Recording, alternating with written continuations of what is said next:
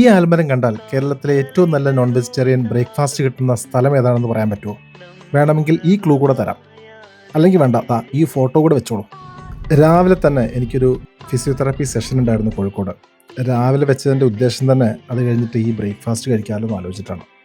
ആ പഴമയൊക്കെ അതേപോലെ വെച്ച് നല്ല വൃത്തിയായിട്ട് നല്ല ക്ലാസ് ആയിട്ടുള്ളൊരു സ്ഥലമാണിത്.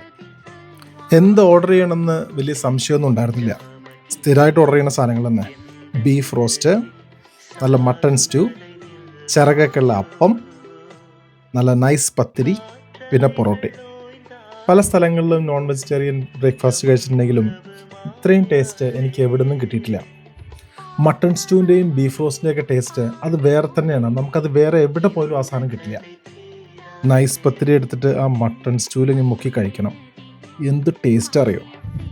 ബീഫ് റോസ്റ്റിലെ ബീഫാണെങ്കിൽ വളരെ ചെറിയ ചെറിയ പീസസാണ്. അതേപോലെ ആ മസാലയാണെങ്കിലും വളരെ യൂണീക്കായിട്ടുള്ള ടേസ്റ്റാണ്. മിക്കവാറും പേർക്ക് സ്ഥലം മനസ്സിലായിട്ടുണ്ടാവും. മറ്റെവിടെയല്ല, ഇത് നമ്മുടെ കോഴിക്കോട് പാരഗണാണ്. അപ്പോൾ ഹാനി മുസ്തഫ വിളിച്ചിട്ട് പറഞ്ഞു വന്നാൽ ബ്രൗൺ ടൗണിലേക്ക് ഒരു കോഫി കുടിക്കാമെന്ന്. അവിടെ പോയപ്പം നന്ദു സജസ്റ്റ് ചെയ്തതാണ് അവക്കാഡോ പുഡിംഗ്. ഒരു നിവൃത്തിയില്ലാത്ത ടേസ്റ്റാണ്. അവക്കാഡോയും സപ്പോർട്ടയൊക്കെ മിക്സ് ചെയ്തിട്ടുള്ള ഒരു പുഡിങ്ങാണ്. കുറച്ചു നേരം കാറിൻ്റെ വിശേഷങ്ങളൊക്കെ കേട്ടിട്ട് അവിടുന്ന് ഞങ്ങൾ പിരിഞ്ഞു.